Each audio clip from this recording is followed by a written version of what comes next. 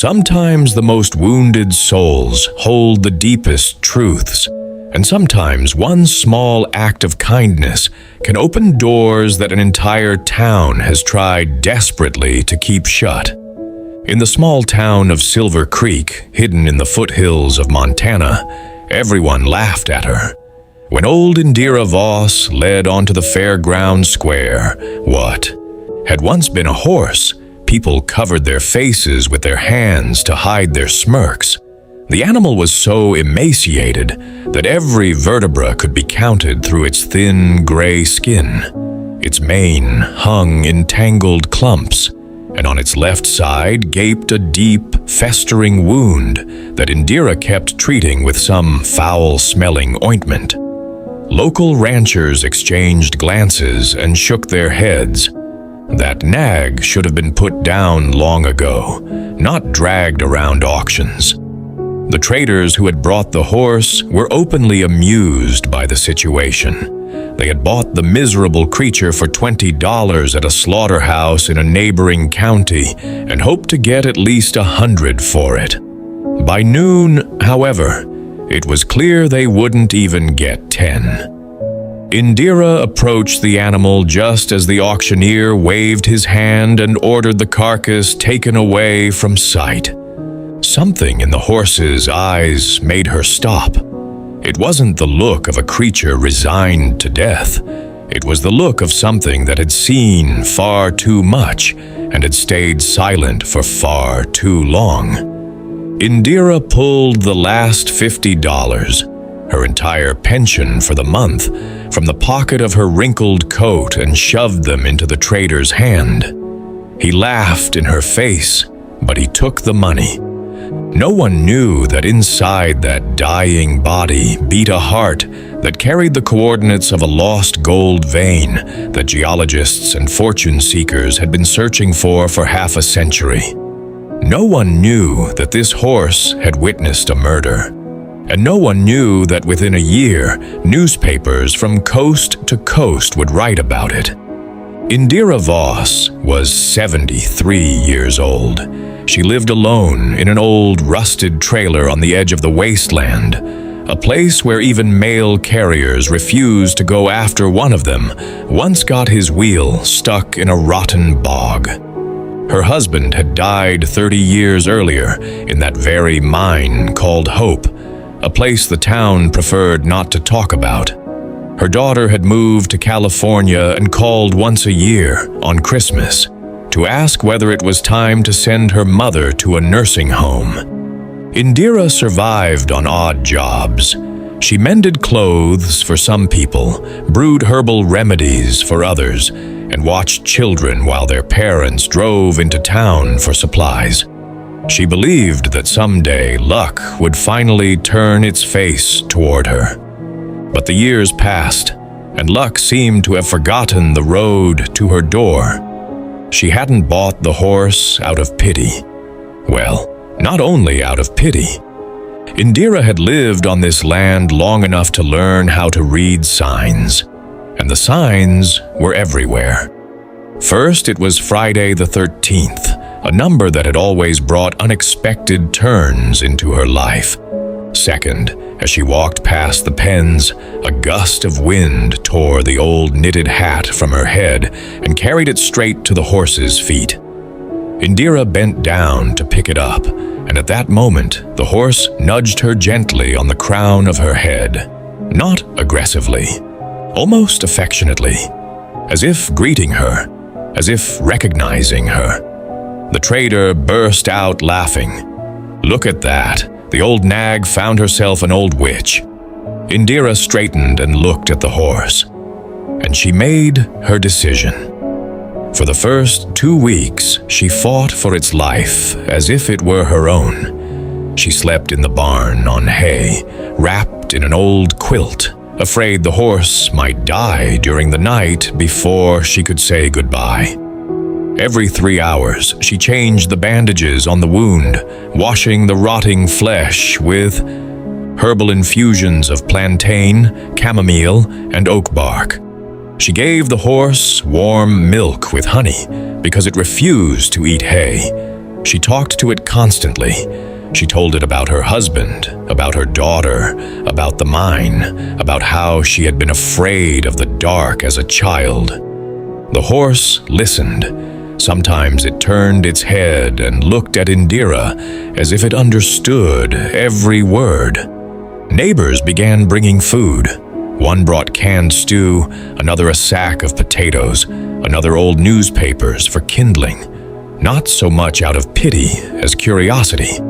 Everyone wanted to see how this mad experiment would end. No one believed the creature would survive. But on the 20th day, something happened that the local veterinarian, whom Indira had finally convinced to come, called a medical miracle that defies explanation. For the first time, the horse stood up on its own. It stood with its front legs spread wide, trembling all over. But it stood. The wound that had been oozing the day before now looked clean and dry. The eyes that had been dull and lifeless only a week earlier now shone with a bright, conscious light. The veterinarian scratched his head, sorted through his instruments, shook his head, and left, muttering something about old woman magic. Indira hugged the horse around the neck and cried for the first time in many years. She named her princess, half in mockery of circumstances, half as a challenge to everyone who had laughed at them at the fair.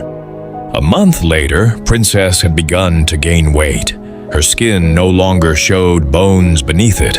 Her ribs disappeared under a new layer of flesh. Her mane grew back, turning a beautiful mouse-gray shade streaked with silver. The wound healed into a thin pink scar, and Indira stopped using bandages. And that was when she noticed something she had never seen before. Beneath the dirt and new hair on the horse's side appeared the outlines of a strange brand. At first, Indira thought it was just another scar. The horse was old. It had many scars. But looking closer, she realized it was not random. It was a brand, but not the usual ranch mark with letters and numbers. It was an image, primitive, burned with a hot iron, but readable. Lines, curves, and a bold dot in the center. Indira froze with the brush in her hand. Her heart started pounding in her throat. In her youth, she had worked as a geologist. After her husband's death, she joined a geological survey team and spent 10 years combing these hills with a hammer and compass. She knew the terrain like the back of her hand. She dropped the brush, ran into the trailer, rummaged through old papers on the table, and pulled out a yellowed map of Glass Mountain. She spread it on the floor, dropped to her knees, and began comparing. Her fingers trembled. The brand on the horse's side reproduced the outline of the Glass Mountain ridge with astonishing precision. Every line, every fold of the terrain matched perfectly. And the bold dot in the center fell exactly on the spot where 50 years earlier the Hope Mine had collapsed. The same mine where her father had died, and where her husband had died 30 years later. She did not sleep that night. She sat on the floor among maps, smoking one cigarette after another and staring into the darkness. Princess stood by the open window of the barn and looked at her too. Indira kept rising, going to the horse, examining the brand again, touching it with her fingers. It was warm, real, alive. She felt she was standing on the edge of something enormous, something that could turn her entire life upside down. But she was afraid to even think about it, because if her guess was correct, if the horse truly remembered. In the morning, she saddled her old bicycle and rode to the only person in town who might know the story of the mine firsthand. Old blacksmith Sam Vegas. He was nearly 90. and had lived in a tiny house on the outskirts for years without leaving it, but his memory was sharp as a trap. Sam studied the photographs Indira brought him for a long time. He turned them over in his hands, put on his glasses, took them off, put them back on. Then he went into his cluttered workshop and returned with a yellowed newspaper from 1972. On the front page was a photograph. Miners standing at the entrance to a tunnel after their shift. About 20 men in helmets with tired but satisfied faces. And horses. Dozens of horses that pulled ore carts through the narrow underground corridors. Sam pointed with a crooked finger at one of them, a bay mare with a white patch on her side. "Look," he said, his voice trembling. "That patch is exactly like your map. See the crescent shape and the scar around it from a brand?" Indira stared at the photo and felt the cold creep through her bones. The patch was the same. The scar, the line of the neck, the shape of the eyes.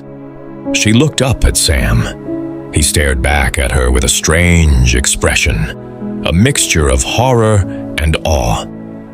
"That horse," he whispered, "is over 50 years old. Her name was Night Beauty. She was the favorite of the chief engineer, the one who died in the collapse. Do you understand what that means, Indira?" She did, but she refused to believe it. Horses don't live that long. It's a biological fact. The average lifespan of a horse is 25 to 30 years. 35 is already deep old age. 40 is an absolute record. 50? That is beyond reality. Yet the facts kept staring her in the face. Indira dragged the veterinarian back by force, practically tying him to her bicycle because he refused to come. He grumbled and complained, but when he examined the horse, he fell silent. He listened to the heart, checked the joints, looked at the teeth, listened again. Finally, he sat on a stool, wiped sweat from his forehead and said, "This is impossible, Indira. The heart beats like that of a 5-year-old mare. The teeth are worn, but not severely. The joints are aged, but not more than those of a 20-year-old. It's as if time lost its power over this animal, as if it froze. I don't know how to explain it. Maybe she was frozen? Cryonics? Nonsense." Indira barely heard him. She looked at Princess, and slowly a terrifying, incredible picture formed in her mind. The horse had not simply survived. The horse had waited 50 years, waited for someone who could read the map on her side. And Indira began to dig. Days turned into weeks, weeks into months. She traveled to archives, leafed through old newspapers, searched for relatives of the dead miners, and recorded their stories on a tape recorder. At night, she sat in the trailer sorting documents into folders. Little by little, the story of the Hope Mine unfolded before her in all its terrible and mesmerizing truth. The mine was built in 1955. Officially, it produced coal, copper, and zinc. But rumors spread that deep underground, they had found something else. Something so valuable that the owners of the mine, the Wilcox family, were willing to do anything to keep it. In 1962, the first major accident occurred at the mine. 7 men died. The official explanation was a violation of safety regulations. The widows received $1,000 each and signed non-disclosure agreements. In 1967, another accident happened. 5 more dead. Once again, silence. Then came 1972, the worst of all. The main tunnel collapsed. 32 men were trapped underground. 32. The rescue operation lasted 2 weeks. No one was found. The mine was closed. The entrance was sealed with concrete and the area was surrounded with barbed wire. The chief engineer, Jonathan Blackwood, the very man who loved the horse, died in the collapse. His body was never found. Officially, he was declared dead. But his widow, Martha Blackwood, insisted until her last breath that her husband was still alive. She wrote letters to newspapers, to the police, to the FBI. No one believed her. People thought grief had driven the woman mad. Martha died in a psychiatric hospital in 1985. Before her death, she gave her horse, Night Beauty, to a neighboring farmer. She said only one thing: take care of her. She knows what no one else knows. Indira found that neighbor, or rather, she found his son, who was now nearly 70. He remembered the horse. He said she had always been strange and distant, always staring at the mountain and refusing to eat from strangers' hands. He kept her for about 10 years and then sold her to traders because he had grown old himself and could no longer care for her. After that, the horse moved from one farm to another, becoming cheaper with every passing year until she eventually ended up at the slaughterhouse. And from there, to that very auction where Indira had given her last $50. Indira realized she was holding the key to a mystery that had cost dozens of people their lives. But she needed proof. She needed to get inside the mine. She knew it was madness. The mine was flooded, collapsed, sealed shut. But Princess looked at her with her dark eyes, and in that gaze, Indira read something unmistakable. I know another entrance. So the two of them went together. Indira packed a backpack, a flashlight, rope, a knife, some food, and the old map. Princess walked ahead, confidently choosing a path among rock falls and fallen trees. They traveled for 2 days. They slept under the open sky, warmed themselves by a small fire, and huddled close together to escape the cold. On the 3rd morning, Princess stopped at the base of a moss-covered cliff. She struck the stones with her hoof and stood still. Indira approached and brushed away the moss. Behind it was metal, a rusted but still solid door, an old ventilation shaft that had never been mentioned in any report. She pushed the door. It opened with a long, agonizing creak. Inside, there was darkness, absolute, ancient darkness. Princess stepped in first. Indira followed. They descended through a narrow corridor reinforced with rotting beams. The flashlight pulled fragments from the darkness, chunks of rock, rusted rails, broken ore carts. The air was stale and heavy. It smelled of dampness and something else, sweet and nauseating. Indira realized it was the smell of death. They walked for what felt like an eternity. Indira lost all sense of time. She stumbled, fell, got up again, and kept walking. Princess stayed beside her, offering her shoulder, warming her with her breath. Finally, the corridor widened. They entered a large mining chamber. And there, Indira saw something that made her knees buckle. In the center of the chamber stood a steel box, enormous, about the size of a small car. Beside it lay human remains. Not just bones, but a skeleton still dressed in a decayed miner's uniform. A helmet lay nearby. On the helmet was a name, J. Blackwood. Indira approached slowly. Her hands trembled so badly she could barely hold the flashlight. She knelt beside the skeleton. Princess stood above her and let out a quiet, soft whinny, not anxious, but almost joyful, as if greeting an old friend. Indira opened the steel box. Inside, there were no gold bars. There were documents, thousands of documents, accounting books, letters, reports, photographs, and diaries. Dozens of thick notebooks filled with small, neat handwriting. Indira picked up the first notebook and opened it at random. "Today, I learned the truth," it read. The Wilcoxes knew that the mine stands on a uranium vein. They knew it from the beginning. They hid this from the workers, from the government, from everyone. They continued mining coal, but the uranium was secretly transported through shell companies. The workers were dying from radiation sickness, but they were told it was tuberculosis. I cannot stay silent any longer. I must tell the truth. But if I do, they will kill me, and they will kill my family. So I will hide everything here. Let the truth wait for someone who can find it. Indira turned the pages. The diary covered years. The last entry was written the day before the collapse. Tomorrow they will blow up the mine. I know it for certain. They want to destroy all evidence and collect the insurance. I cannot stop them, but I can save the horse. She will remember everything. I burned the map into her skin.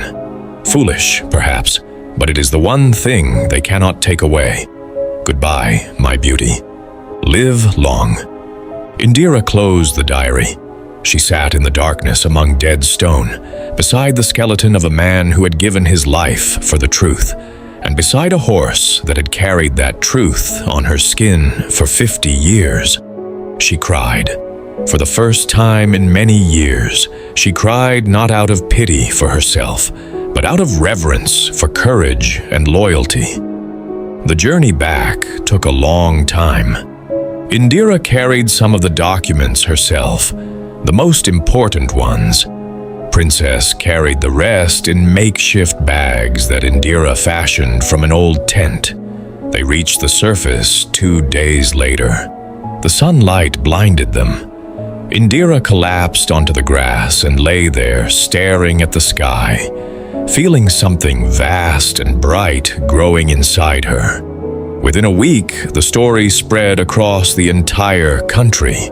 The tale of the horse who was a witness, of the old woman geologist, and of the mine where people had been killed for profit appeared in newspapers from New York to Los Angeles. Television crews lined up outside Indira's trailer. Princess became a star.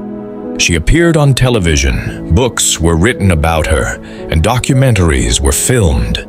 The grandchildren of the Wilcoxes tried to fight in court, hiring the best lawyers, but the documents were undeniable. Accounting records, signatures, official seals. Everything preserved the memory of crimes that could no longer be buried. The federal government launched an investigation. The mine was reopened. Water was pumped out. The remains of all the victims were recovered. They were buried with full honors in a new cemetery at the foot of Glass Mountain. Indira stood at the ceremony and watched as 32 coffins were lowered into the earth. Beside her stood Princess, held by the reins. The horse watched the coffins without moving. She understood everything. She had always understood everything. A year later, Indira was awarded a medal by the governor. She refused to travel to the capital, so the award was brought to her trailer. The governor himself stood in the wasteland, mud up to his knees, and handed the old woman in her quilted jacket a small box with the medal.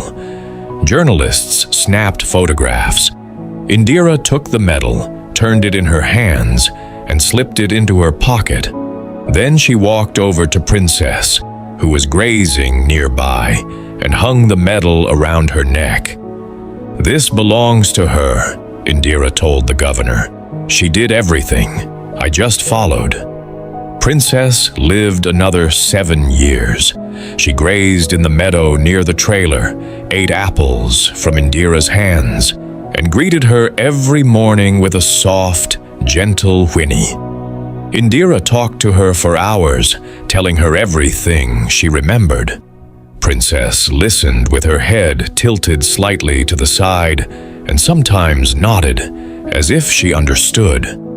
The neighbors grew used to the strange pair and stopped laughing. Instead, they brought treats for the horse, stroked her side where beneath the gray hair the lines of the old brand could still be seen. The map that led to the truth. The map that no one could destroy. When Princess died, Indira buried her on a hill overlooking Glass Mountain. She sat by the grave for 3 days without rising. Neighbors brought her food and water, afraid the old woman might lose her mind from grief. But Indira did not lose her mind. She was simply saying goodbye. Goodbye to the one who had given her life meaning. To the one who had waited for her for 50 years. A year later, Indira herself died. She was found in her trailer holding a photograph of Princess and smiling. They buried her beside the horse on the same hill. Now a small monument stands there, 2 figures carved from stone, a woman and a horse, and below them an inscription reads, "To those who waited, to those who found, to those who never gave up." People come there from all over the country. They stand by the monument in silence and look toward the mountain. And the old men in the town of Silver Creek still tell the story of how one old woman bought a dying horse at a fair, and with its help uncovered a truth that had been buried for half a century. And every time they reach the end of the story, they fall silent and look toward the hill, where the wind moves the grass over 2 graves, and where 2 souls, one human, one horse, have finally found peace.